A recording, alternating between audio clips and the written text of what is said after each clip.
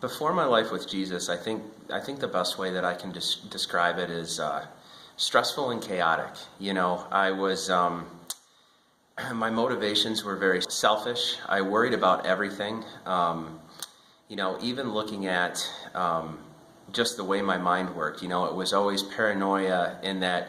What am I going to do for a career, and how am I going to make enough money, and how am I going to be able to get everything I want for my life, and what happens if my parents pass unexpectedly, and what am I going to do then, and how am I going to be as good as this person, and how am I going to be as good as that person, and as soon as I would finally hit a milestone, something that I would think that would make me as good as everybody else, I'd get there and I'd be like, that's not good enough. That's not good enough. I got to go further. I have to go further, and it just it led to just absolute chaos. And the only thing that I was able to find in order to quiet those thoughts down was alcohol. And when I found alcohol, it made me okay with just being who I am for a short period of time. And I love that feeling. I loved just being okay with being me. And alcohol gave that to me. But another thing that it also gave me was a lot of brokenness that comes along with it.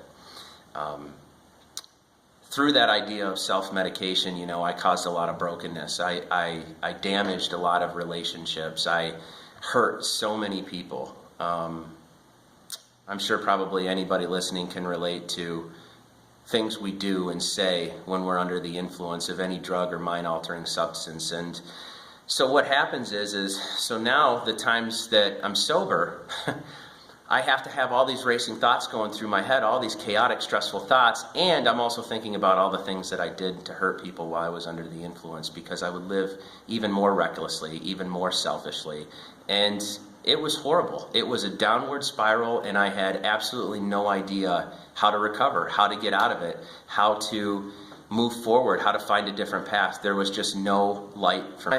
When I first started coming to Open Arms, I have to be honest, I heard a lot about Open Arms, and I knew several of the people that attended this church and were a part of this church family, and they all had a common theme.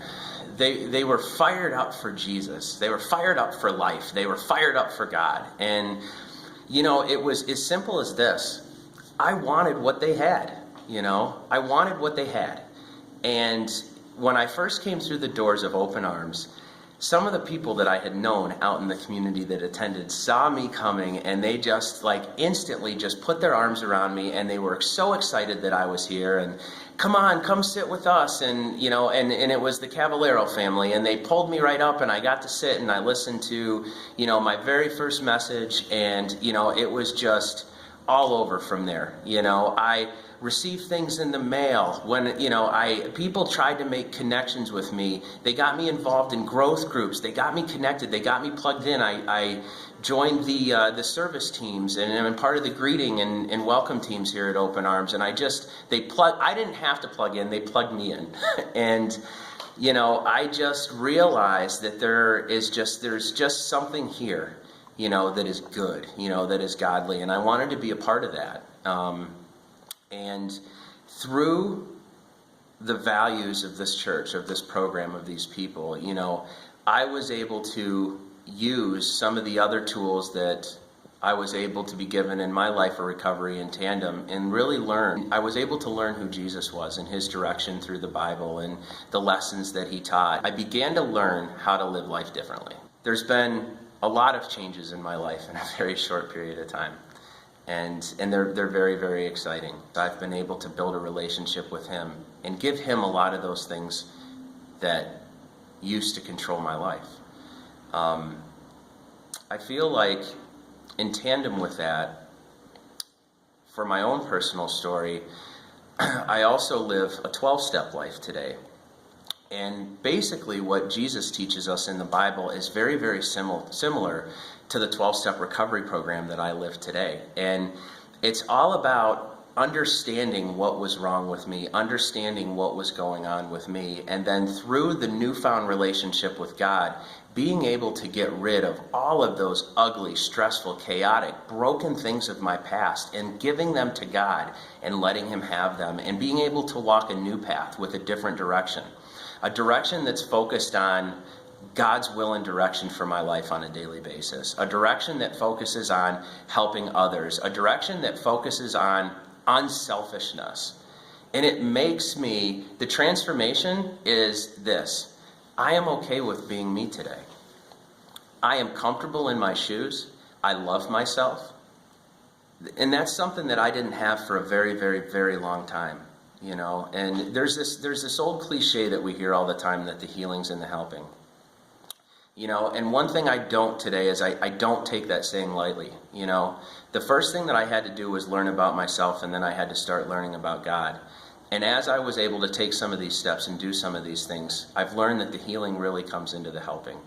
And we've been able to do a few really unique things over the past couple of years that I'm pretty excited about. So whereas in my old life I was very selfish and it was all about me and what I could acquire for myself, over the past year with this newfound church family that I have, we came together as a group and we created our own nonprofit organization called Network of the Spirit Ministries. And the sole purpose of this new ministry is to open and operate sober living houses in the state of Pennsylvania, in McKean County, and hopefully the surrounding counties as well. And over the past couple of weeks, we just closed on our first home, and we're going to be operational at the beginning of next week.